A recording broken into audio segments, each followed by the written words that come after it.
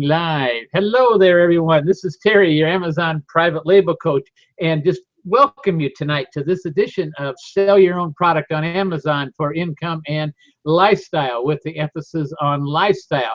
And we're just glad you're here tonight. There's Don Schaefer's here, who some of you probably already know. He's on quite often. He is the Amazon private label guru, and we're going to do this little episode tonight. It's a special episode because we're going to talk about the settings. And what I mean by the settings are the FBA settings. If you go into your Seller Central account and you click on the very right corner up there, it says settings, and you go all the way down to the bottom, it says FBA settings. And a lot of people don't understand that, and so we're going to go through them item by item tonight and kind of explain what they are all about. And I like to tell you right now, don't copy my settings, because I do a lot of things that most, as Don will tell you, most people don't use. I use pallets a lot. And well, if you're gonna, when you get into your products start moving, you're going to start using pallets from China and all that. You're going to get from the slow boat to China and all that, but that comes later on. But we're going to go through all those tonight. We're going to explain to it, and like I say, I wouldn't copy my settings, but I'm going to try and explain to you why, and use your own due diligence and figure it out, and which of those settings is good for you. So without much further ado, Don, come on and say something here before we go over and start the PowerPoint. What's new and exciting with you? Well, I see our PL item, the one that was the PL from hell, is now starting to move pretty good. So Bonnie and I are excited. Well, that's good. That's really good. So that we did some retail arbitrage the last couple of days to get some stuff into Amazon. I don't know. I guess that's about it. We're going to be looking for now Halloween. Back to school is just about over. It's getting right. Yeah. Send anything in now. Yeah, so, way too late now. Yeah. So I'm really excited about the Q4 this year, which, like you mentioned, is usually after Black Friday. But right. We know a little bit more what's going on this year than last year, so we expect to do real good. Last year, we were just averaging about 4,000 to 5,000 a month, and for that month of December, we did, I think it was 15 or 18,000, something like that. Yeah, that sounds about right. Yeah, so we were happy with that for our first. That was our first Q4. So yeah, okay. Welcome everybody. Glad to be here with Terry. All right, sounds good. Well, listen, let's without anything further, I guess let's just go over and go through the settings. Have you had any problems with the settings, or what do you think about the settings? And sometimes they're kind of confusing. You know what? It's been so long since I set up the settings, I don't even remember. Okay. All right. Well, because I toggle back and forth quite a little bit between well, when we get over there, I'll show you. Yeah. But the one on the placement setting, I toggle back and forth, and commingled inventory, I toggle back and forth quite a little bit. So we'll explain all those. We're going to get over there and go through them. So let me see if I can find them here. I pulled them up before, find out where we're at. Now and that. Oh, right, here we go.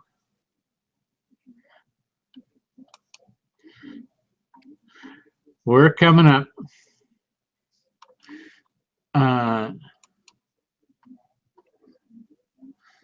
No, wait, that's not the one I wanted. Here we go.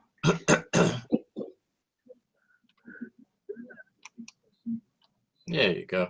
Yes, there we go. All right, folks, like I say, one more time, I'd like to explain, and I tell you, it would be dangerous. These are my settings. This is on my screen. And I'm going to go through it and I'm going to explain them all to you, but it would be dangerous to copy my settings, because they're probably not what you want. And I'll go through it and I'll explain them all, and we'll see what happens to that. So the way you get to this, if you go to sellercentral.com, sign in. That's your Amazon page. And then you're going to go all the way over to the right. There's a setting in the far right-hand corner, top corner, called Settings.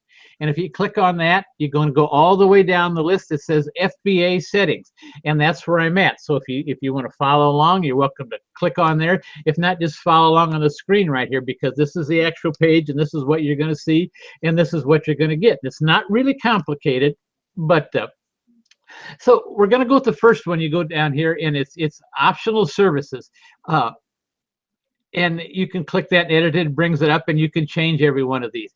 But the MWS label service is just the default label service. So in my estimation, I think if you should enable that, and that's all set to that. The only time you'd ever use it if you ever have any problems with the label or something, a label comes off or something like that. That's the reason I click it on, because they're going to label it for you. It just gives them permission to it, and that's all you do. But the web services default labeling preferences, and who preps?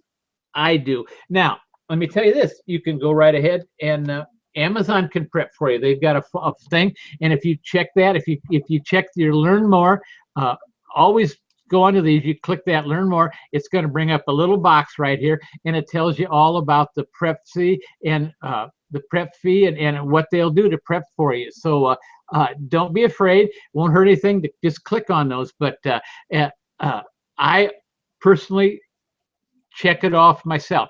I prep because either I do, and most of the time I don't anymore. I pretty much have my manufacturer prep everything. In other words, when I send it to Amazon, it's got all the labels and everything on it. It pretty much came from the merchant, from my supplier, and I send it right to Amazon. I tell you, that's one of the things about the lifestyle, as far as I'm concerned.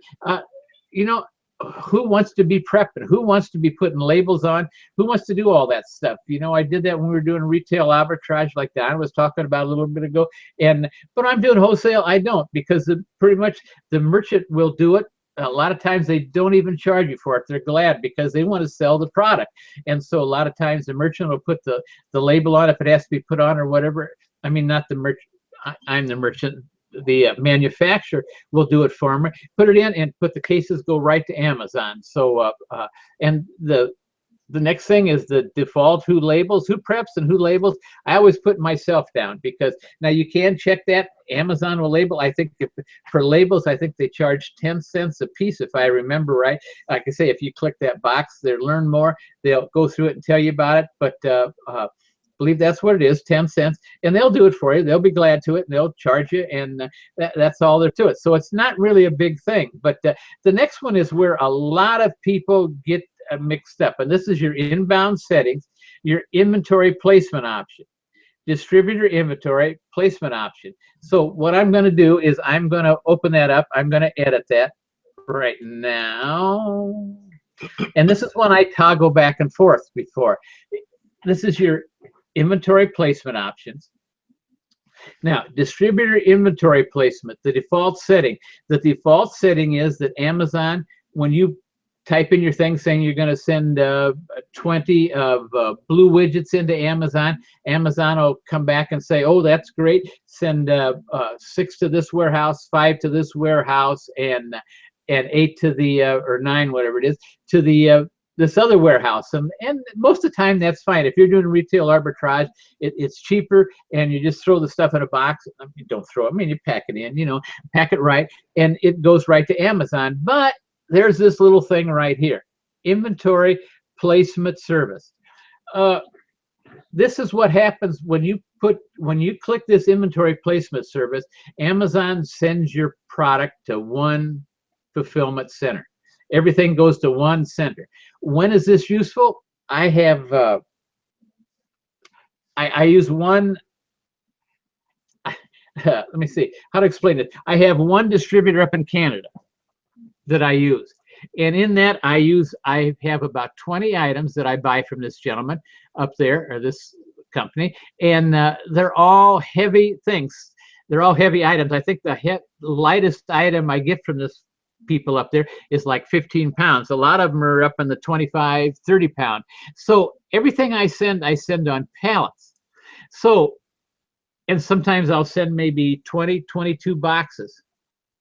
And so I don't, because it's a mixed mixed peel. Not, in other words, the whole pallet's not all the same thing. It may be 5 of this, 3 of that, 2 of this, 4 of that, whatever it is. So I want everything to go on one pallet because it's a lot cheaper. I hope you understand that it's a lot cheaper to send it by pallet. And so I would click this inventory placement service right here. I click that, and then that means it's going to go to one place. And so Amazon tells me, all right, and I have the manufacturer up there. He puts everything on one pallet for me. When you do, I'm going to tell you right now that you're going to have 3 different labels that you go. First of all, you're going to have your item label, which goes on the box or whatever for the product, and then you're going to have your box label. Suppose you've got a box of 5 products, which are all labeled, but they're in one case. So you're going to have a case label on that. You're going to have a case label, and then to top that all off, after you get everything on that pallet, you get your individual boxes, and they're all labeled. The cases are labeled. Then you're going to shrink wrap that whole thing, and there's going to be a pallet label. And if you're worried about this is why I tell you, if you're using Samuel Shapiro, if you're overseas or someplace like that, don't worry about it. They'll understand it. They understand it, and they'll make sure all those labels are perfect. So don't get yourself in a tizzy or anything like that. Don't worry about it. If you're using somebody else, I'd be lobbied, because if it gets to Amazon and the labels aren't in the right place, they'll reject it. That's why one of the main reasons that I suggest Samuel Shapiro, or if you look at, there's the other one, I can't think, it's Universal, I think, or something like that. It doesn't make any difference. But those are the 2 that Amazon that recommends, and I recommend for that simple reason. But anyway, and that's the reason in the inventory placement survey, if you've got, for some reason, and I hear this all the time on the forums, I listen to it, and people say, I don't want to be sending to 3 places. You don't have to be sending to 3 places. You can go into your inventory just like I did right now. You click on that inventory placement service, and all your merchandise will go to one place. Remember you did that now the next time, because the next time if you want to switch back and forth, then you can toggle back and forth between distributed inventory placement and inventory placement services. Like I say, the one that's clicked right now is the Amazon default. That's the default setting, which means your product, as long as you've got over 3, are going to go to 3 different warehouses.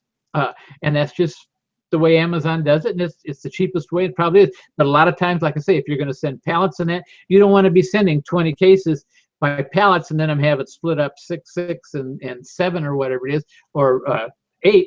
You don't want to do that. You want to be able to send one pallet to one place, and that's the reason I do it. I toggle back and forth. I use that quite a little bit, and that's the reason why. Let's go on down. I hope you understand that. One more time, there'd be time to ask questions after a while, and I'll be glad to answer questions if I'm not making myself clear on that. But that's the reason you want to use that. The show restricted item, all this, I've got that enabled. I suggest you do, because all it does is if you try to list something that it's a restricted item with Amazon, they are going to warn you about it, and so you don't send it in. It's just that simple. You can go and talk to them about it or something if you want to prove your case in that, but right then and there, when you're labeling something or when you're sending it in, you want to know that it's a hazardous material. They consider it hazardous. Like I say, sometimes we haven't talked too much about this, but sometimes what Amazon considers hazardous is something I wouldn't even consider. For one thing that I don't know if you're aware of, but these little makeup kits for kids, especially in toys, and it's coming up in that season, and you get toys where they have like little paint canisters and little tiny things of paint in that down at the bottom, and those are considered hazardous. So let me warn you about it. Amazon won't take it. So or sometimes they take it, like it's happened to me, and then they decide after you got them that it's hazardous. So what are you going to do? You're going to end up throwing them out. So I'm just going to update here. I didn't change anything, just update it. We're going to go back to the page, and I wanted to sing that out for you because this one is really important, and I'll see a lot of people ask how to do that. So that's how you change if you want everything to go to one place. Okay, so the next one is your repackaging settings. Repackaging unsellable custom returns. As you see, I've got that enabled, and there's my enabled categories underneath there. the reason why you sell that, suppose you sell a kid's toy or something like that, and it comes back and there's the people return it. Nothing wrong with it. Like I say, expect returns. They happen. It's part of life, and don't worry about it. But they come back and the lids may be open or something like that, and usually before, Amazon would just automatically send it back. Well, now they'll repackage unsellable custom returns. They'll pack it so it's sellable, and so you just enable that, and it's a lot simpler than have them send it back to you. You've got to repackage it, and then you got to send it back to Amazon. It's a lot easier just to pay them whatever little bit they charge to get it repackaged and get it on its way, and you don't have to worry about it. Okay, and these are, and like I say, those are the eligible categories right there: apparel, fashion, camera. Those are the ones that I'm approved for. Auto enroll in any new lit, when they added, in that I've got enabled. So what that means is anytime they add a new category, then they will automatically enroll me in that. And then I want them to tell me about it, so I email me when a category is answered.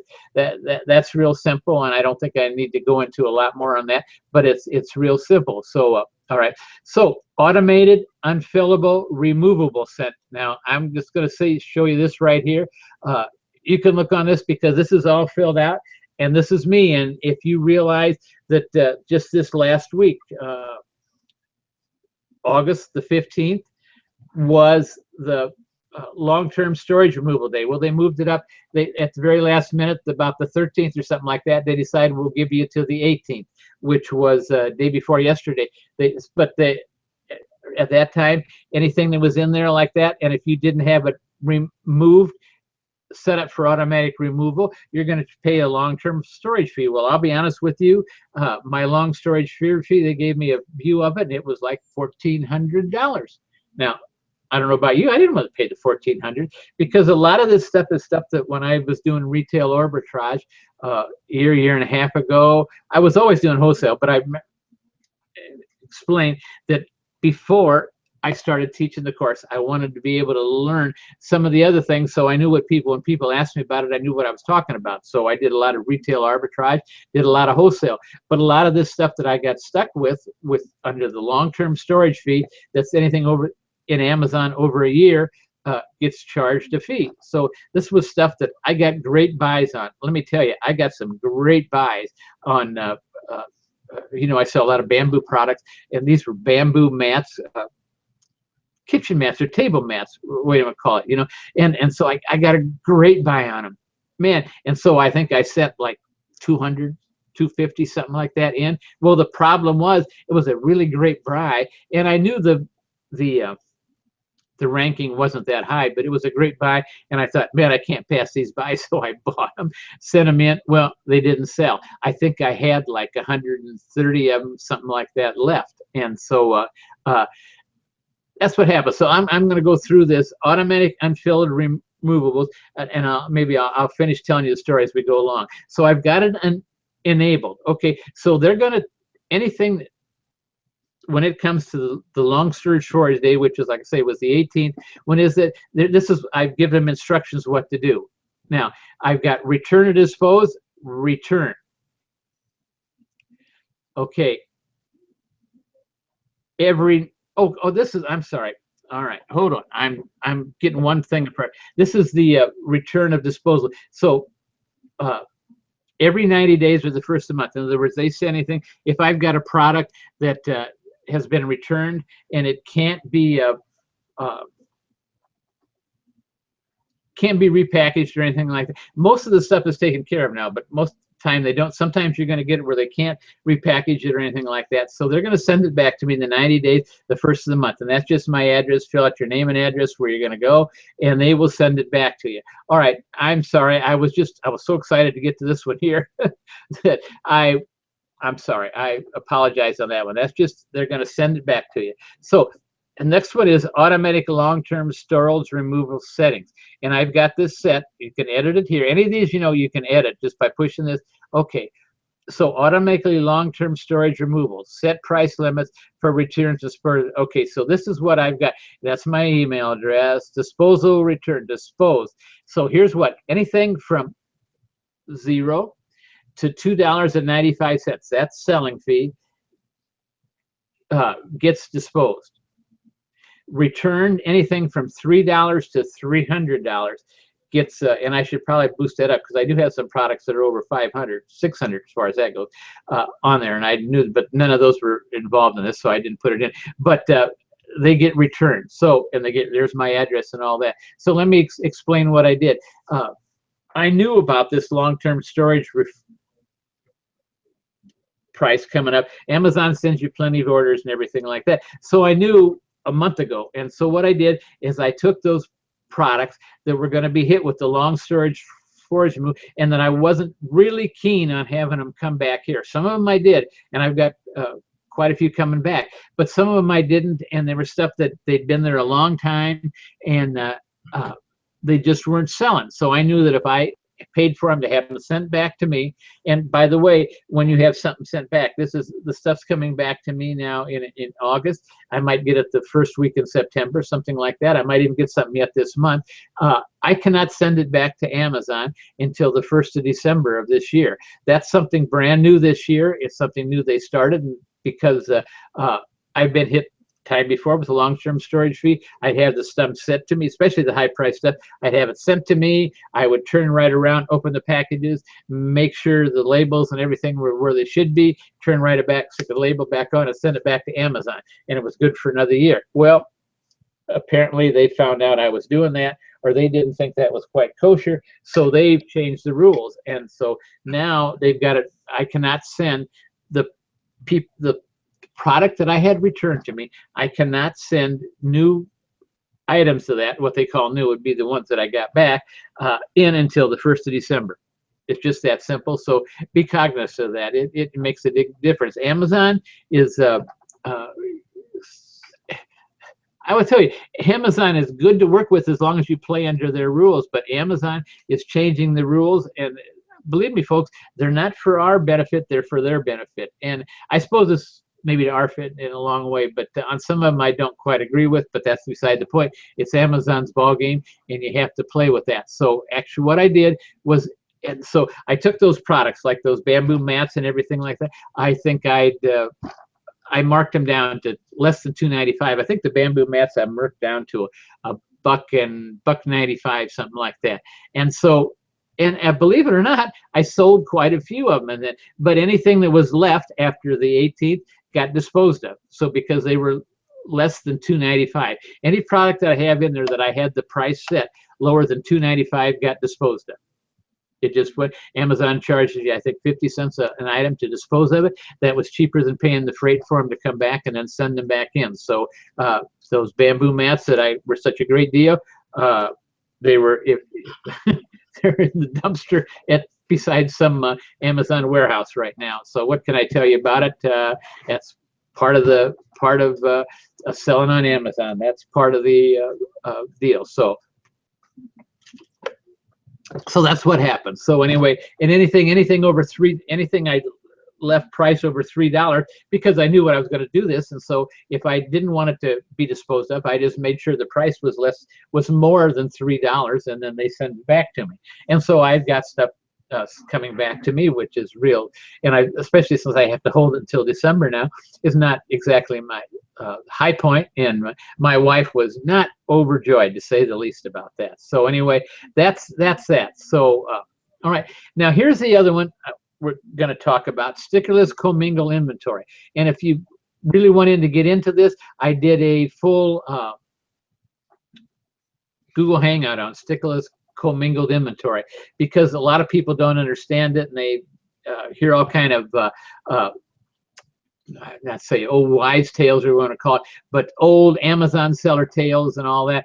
And I think it's a bunch of nonsense. I'm thinking if you're selling wholesale, if you're selling private label, you should have it enabled. I don't, because of some of the other stuff in there, but right now I say I toggle this back and forth all the time, because you can go in there, you hit the edit button right here, you just go in and turn it on. And if you want to learn more about it, you go here and kick this. But basically what this is saying is, stickerless commingled inventory. If you're selling wholesale, you're saying private label, you shouldn't have any problem, because nobody else should have your exact same product with your UPC code or anything else. So stick to this commingled inventory, click it because it's cheaper and you don't have anything to worry about it. If you're selling wholesale, what that means is you buy a package of, if you buy, say, 20 cases of blue widgets from a distributor and you send them into Amazon, and another guy buys 15 cases of blue widgets and sends them into Amazon, they're under they're wholesale, so they're under the manufacturer's label, you want to call it, but they all have the UPC code. So what happens when Amazon gets those? They don't hold those in a bin saying for Terry's and in a bin for Joe's blue. They just throw all the blue widgets in one bin, and when you get an order for them, they take one product out of that bin and they send that to the customer. The same way with your competitor, when he sells one, they take one product out of that, and that's what stickerless commingled inventory is all about. And I'll be honest with you, it's cheaper. It's a lot easier to send stuff in like that. And if it was me, I would have it enabled and everything. Because of some of the stuff I don't, and I'll tell you, but like I say, I toggle back and forth. In other words, I change that all the time, depending on what I'm sending in. So, okay, so brand neutral, multi-channel fulfillment settles, and I don't have that disabled. Brand neutral means that well, here, let's go. We can check it, and it's brand new. What it is if you are selling, well, one of the things, if you follow me, you know I encourage you to sell on eBay and have Amazon fulfill it. Okay, that's the best way I can explain it. I was looking for a way, and so brand neutral. Basically, what it's saying is instead of sending your products out, if you enabled it, instead of sending your products out in the Amazon box, you know, when it's got the Amazon Prime logo and all that, they're going to send it out in a neutral box so nobody knows it came from Amazon. And basically, that's it. You can do that. I don't see any reason why. I'll be honest with you. Like I say, I sell on eBay, have Amazon fulfill it, and I have Amazon send it out in their box. I see nothing wrong with it, but some people don't like that. That's what they call brand neutral. So you could enable that, and they'll send it out in a plain box for you. And that's basically all it is. Packing slip. If you want your merchant name on the packing slip, you can set it up here. So when the packing slip comes out, it's going to say that it comes from you. It's going to ship from Amazon, but it's going to come from you. To me, I don't see that as anything that it's going to gain me one way or the other, and so I don't have it set up. And the same way with the packing slip text. I don't have it set up. I just have them send out a regular Amazon packing slip and all that. So, but you can put it under your name and all that if you want to.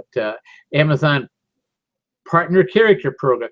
LTT is a light truckload, and that's what I use when, and I have that enabled because I use that when like I said, when I come from Canada, I'm shipping pallets. Pallets are going to come light truckloads. They're going to be FedEx has a light truck product, and a lot of other companies do, and they go right in. And what happens is, you know, your pallet, and they hold it right there, and they go to close to their warehouse. They call Amazon and say, hey, we got a pallet here from Terry, and we needed an appointment to bring it in. Amazon gives them an appointment, and that's when they come in. They have to file, and they give them a 2-3 hour window, and the trucking company has to come during that time, and Amazon will receive your product and not dispose of it, but but to send it out wherever it sends it needed note. So all right, I think that's enough on that. Product support, handle customer questions from Amazon. CA Canada, that's disabled, and him from Amazon.com, I've got it disabled. I'll be real because I like to answer my own questions. It's not that maybe I don't trust Amazon, because these people at Amazon who on the phone time, sometimes it's a question about your product is what it is. They're not going to know your product, and so I really don't want them answer the questions about it. So every once in a while, maybe once a week or so, I do get a question from a customer. Ask me maybe if it's not, if they didn't see it, they'll want to know how many ounces does this come in a different color or anything like that. And it's just, it takes about just a minute to go ahead and click on that question from the customer, write a short little email, maybe 1 or 2 sentences, and you're off. And man, believe me, it's good customer that satisfaction. You're taking care of your customers. It's profitable for me to do it myself rather than have some nondescript person at Amazon who doesn't know a thing about your product answer questions about your product. I don't like that. I do it myself. So the last thing on there is the export settings. Amazon come. If you've been selling on Amazon, you will get a question. Sometimes a pop-up will come up saying, increase your leverage, increase your selling by selling in Amazon Europe or different places like that, and they'll send you that. And so that's your FBA global export settings, and all you do is you go in there, click on that, and basically what they do is they send you a form. You've got to have they have to have a copy of your signature, and they send you the form. You fill out the signature, send the form back in, so they have a copy, and you're good to go. That you can sell over in Europe or wherever if your products qualify. A lot of mine do, so I set it up, and Amazon takes care of it. They just need, for customs, they need a copy of your signature and all that. So basically that's it. So what can I tell you? That is your Amazon customer settings, and we're going to go back over now. And oh wow, we took a lot of time, and so we're going to stop sharing here, come here, and we're going to come back here, and here I am. Oh, and all my glory, and there's Don sitting over there. So there's my mother-in-law back in the corner back there. She's coming out for a cup of tea or something.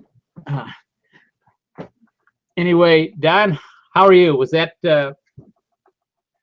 any questions or anything? I need to turn the question thing over here real quick. The only thing you might have mentioned it, and I might have missed it on the inventory placement, that there is an extra charge for that. Oh yes, definitely. And it depends on the item and that. And I'll be honest with you, the stuff that I send like that, I don't. It's well worth the savings to me, and I'll be honest with you, I don't know exactly what the charge is, but it could be maybe on some of those things, it could be $2-3 a box. I don't know. Yeah, it's relatively cheap. I use it myself, and I don't have pallets.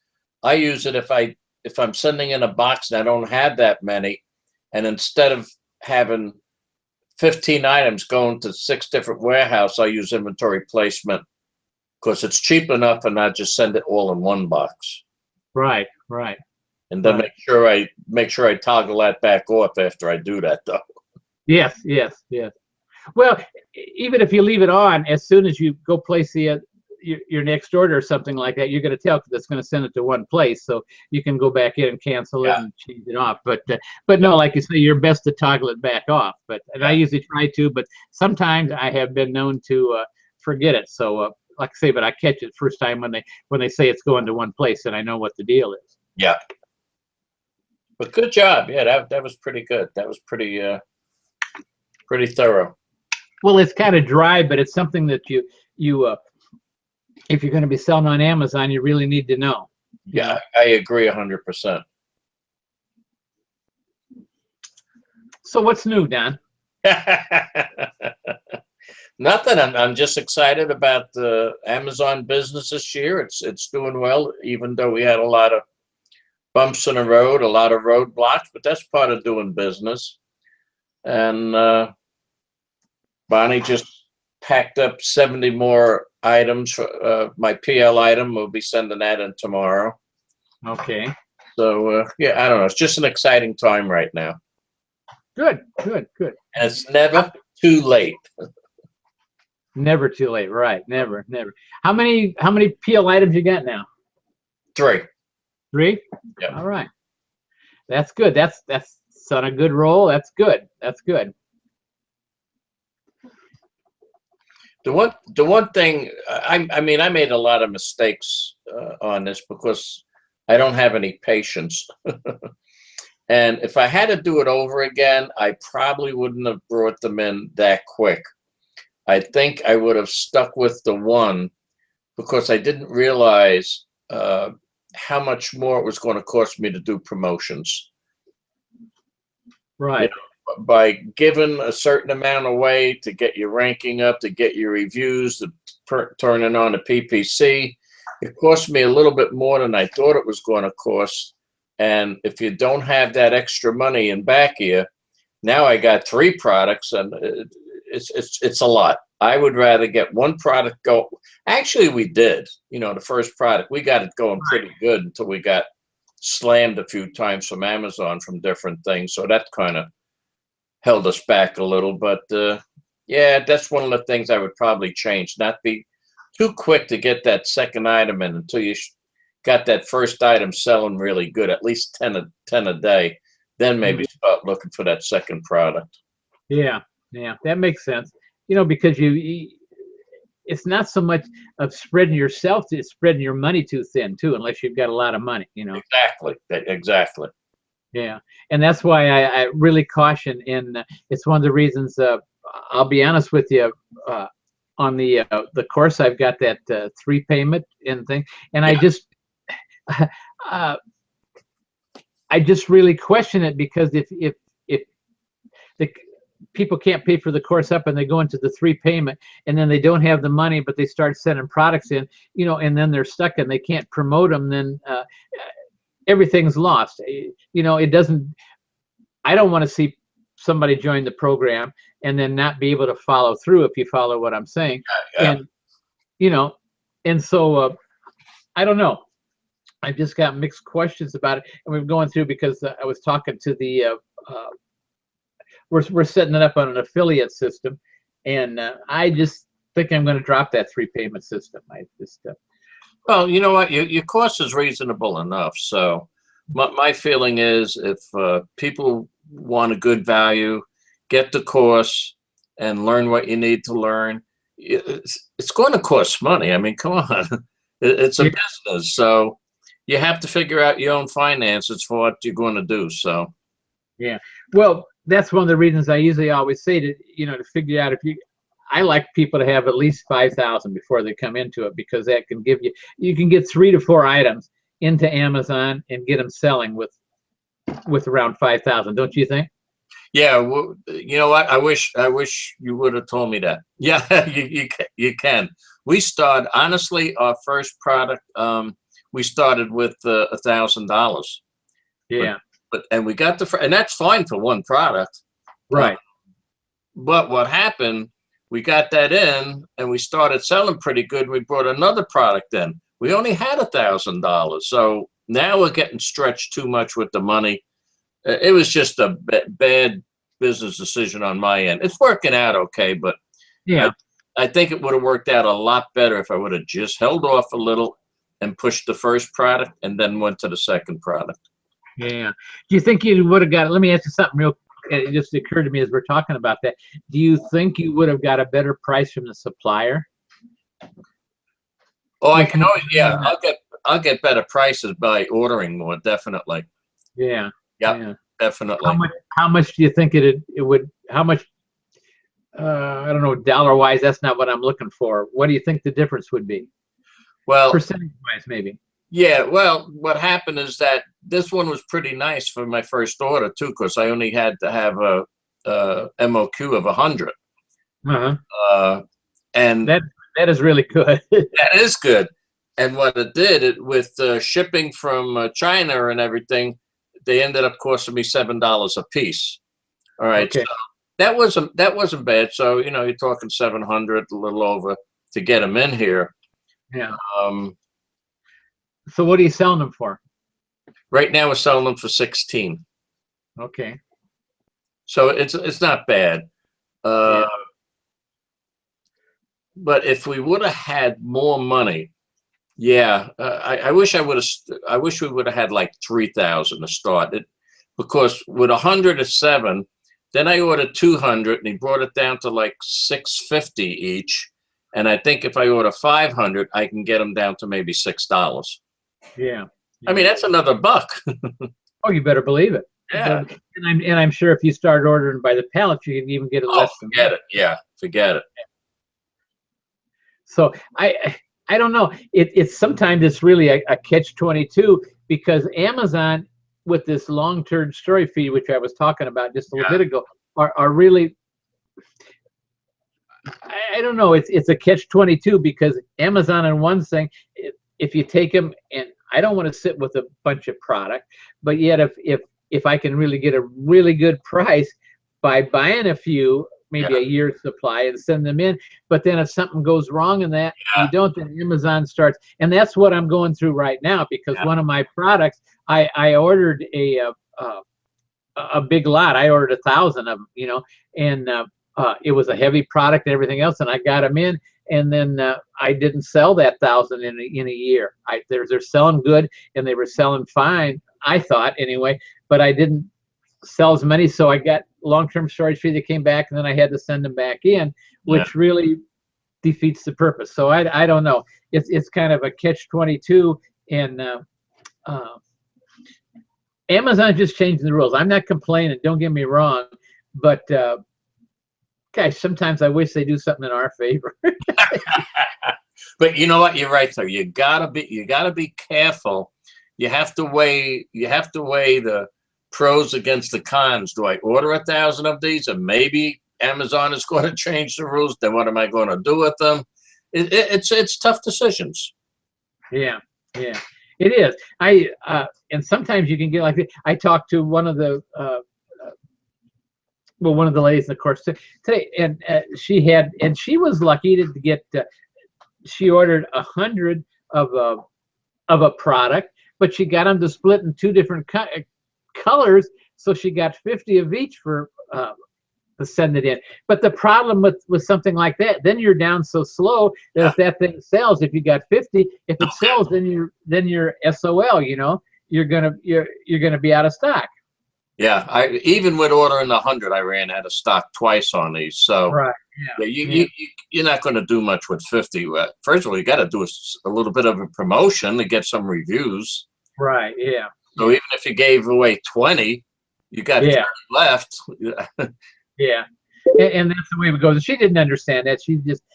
She's new, and we're getting it worked out. But what can I tell you? There's all different things you got to think about, and sometimes, what can I tell you? You just got to go with the flow. You know.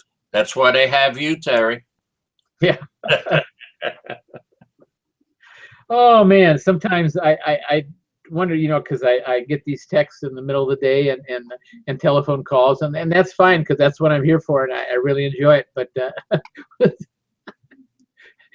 like 2 days ago, I was sitting out there in the yard, and I was working on the sprinklers, and the thing just busted and everything like that, and I got a call from one of the guys in the course, and of course I answered the question and everything like that, with the water going all over the place and everything. But it's fun, you know. What the heck? I just that's what I'm here for, and we have fun. But man, I'm telling you, when these things hit, or you know, do you know what a .ip is?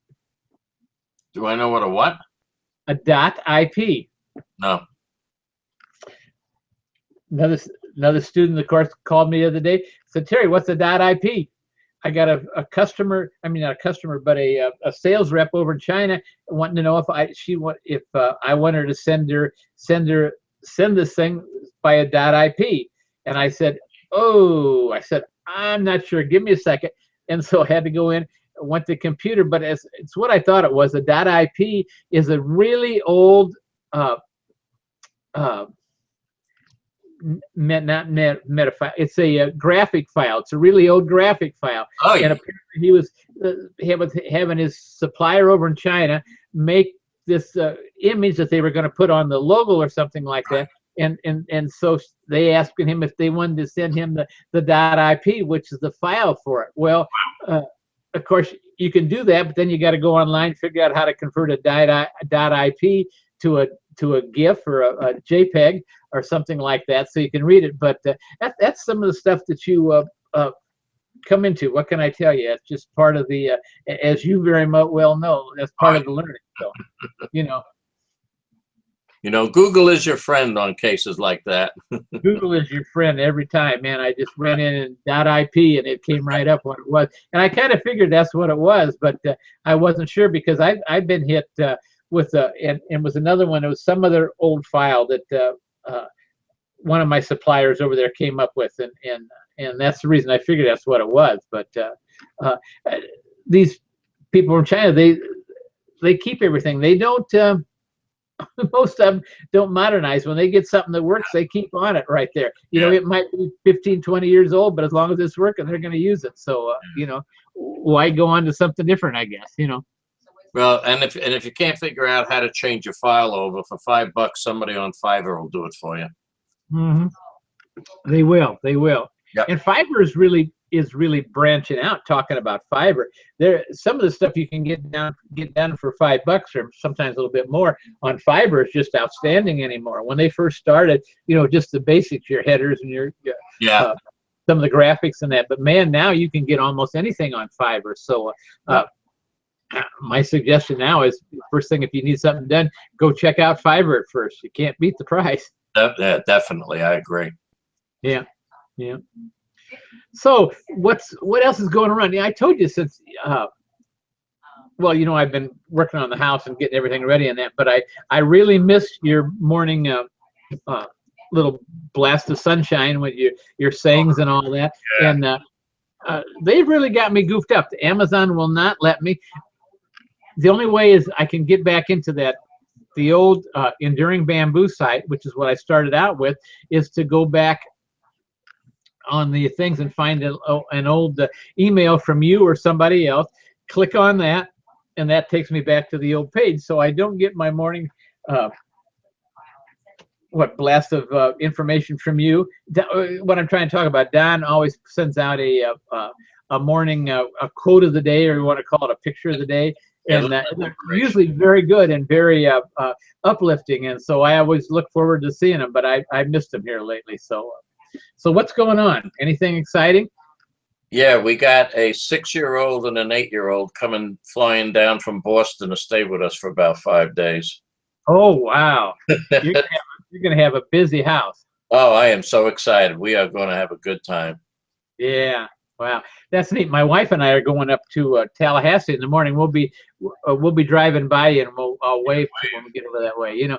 But as you know, we've got kids in Tallahassee, and the one son up there is and his wife are expecting twins. Oh, wow. And so they're all excited, and one's a boy and one's a girl. So I told them they should name one Terry, Terry, and the other one Terry, Terri. So I thought that was really neat. So. Oh yeah, that's really neat, Terry. Drive the team. They seem to want to go along with that. So.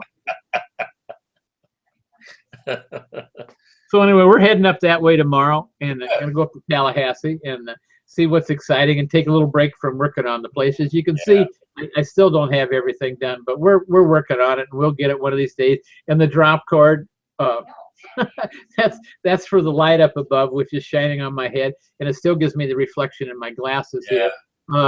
What can I tell you? We're working on it, and next time we'll get it. We'll get it. Yeah. So, and I didn't mention the question thing box over here on the right is open. If anybody's got any questions, I would love to answer questions, or if you want to put a comment in there, why, I'll be glad to share it with everybody. So the way it is up there in the far right-hand corner, there's a little 9-dot box. If you click on that 9-dot box, one of them will give you the, what's it say, Don? You see it more often than I do. Q&A? Yeah, Q&A. On that you click on, yeah. Yeah, it's the Q&A box. Just click on that, and you'll be able to type a question in there, and I would love to answer it for you. Or if I can't, Don's here. He could probably answer better than I. And what can I tell you? We have dubbed Don the Amazon private label guru. And so what can I say? God. I'll get even. That's okay. That's all right. That's all right. Ah, shoot. Let me see what else is going. I did have something over here. Amazon sent something out.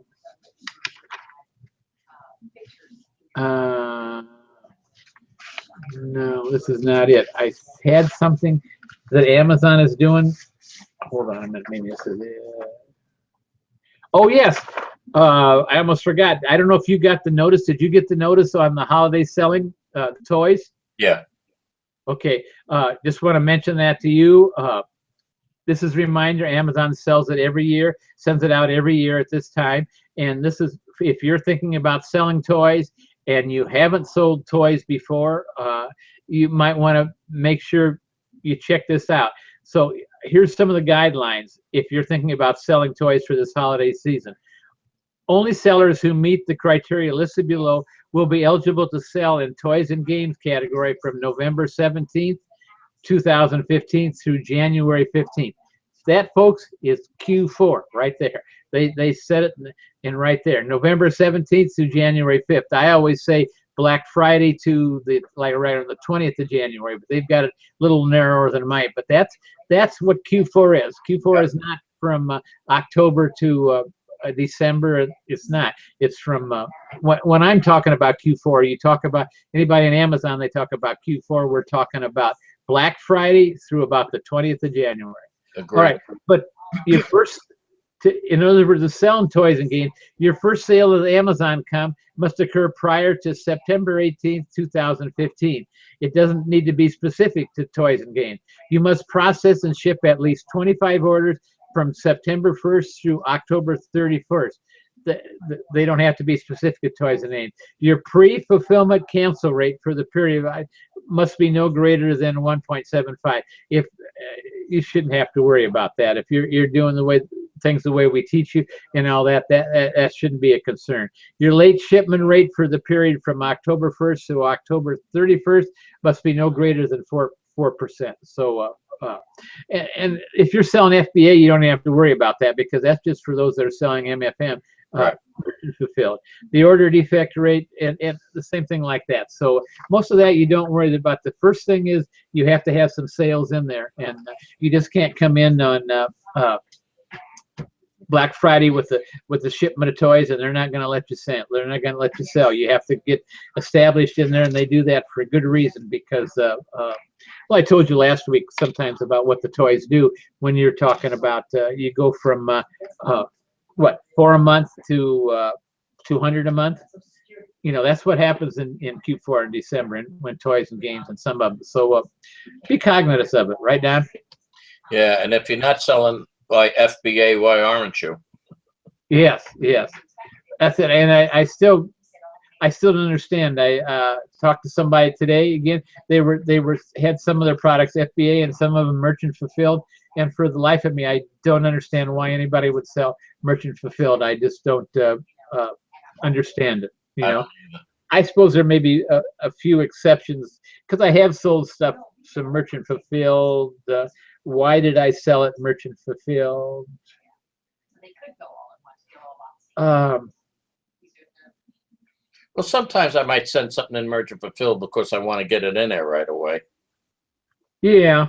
You know, I want to sell it, so I'll, like, Right. if I have 20 things and I know they're going to sell good, I might send 15 in FBA and keep 5 here so I can fill the orders right away. As they come in, right? That makes sense. That makes sense. So there's always a reason why you can, but yeah, like I say, like Don said, why aren't you selling FBA? It's so much simpler, so much easier. Merchant fulfilled. That pack a box, weigh it, label it, send it in. That's not for me, guys. I'm retired. I told you I got this little sign in my mirror up there in the corner. See it every morning as I get up. It says retired, and oh, that's what it is. So, what can I tell you, folks? It is about just about time. The hour is up, and I see no questions here. No questions tonight, and we've got some visitors on there. So, what can I tell you? You're missing a good chance here. Don's here. and I'm here. We'll answer any questions then. We'll wait just a couple minutes. If not, why we're going to sign off and say see you next week and that. And because I'm getting up early in the morning, we're going to Tallahassee, and Don is good. When your kids coming, Don? We're picking them up from Tampa Airport Sunday, and we're sending them back Thursday. All right. Boy, that's going to be neat. And they're not in school. It's right before school starts? Yeah, because they're coming down from Boston. Okay. All right. They don't go back until after Labor Day. Oh, wow. Yeah, because my the grandkids, the ones down here went, well, most of them went back to school this Tuesday, I guess it was. Yeah. And then I've got one grandson that starts back next Monday. So yeah, they start earlier here. Up north, they start later. Yeah.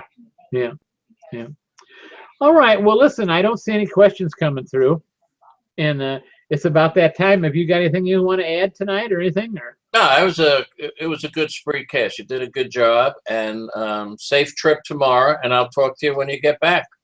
Okay, sounds good. Sounds good. Terry. So, folks, I just want to thank Don for being on the program with me tonight, and I hope it wasn't too boring. But sometimes those settings, people ask me about them, and it's impossible for me to, unless I was doing your business, to tell you exactly which one of those settings to do. But I hope I explained them enough that you could figure it out for yourself which ones you want. If you don't, give me a call, give me send me a message, and it's terryshire@gmail.com, and or you can go to privatelabelselling.com and go, or you can go to the YouTube channel like that and click on one of the boxes after one of the videos, and we'll get the message and we'll get you answered. We have no problem on that. So with that, we just wish you happy selling. Sell a bunch this week. Sales are picking up. I can tell mine are picking up. It's good. That's good. Man, just wait. Q4 is coming. Remember, Black Friday. So with that being said, folks, we're going to stop this broadcast. I'll see you next week. And thank you, Don Schaefer, for being on here. Don is the private label guru. Don't forget. And so with that being said, we're going to stop the broadcast. See you later, and bye-bye.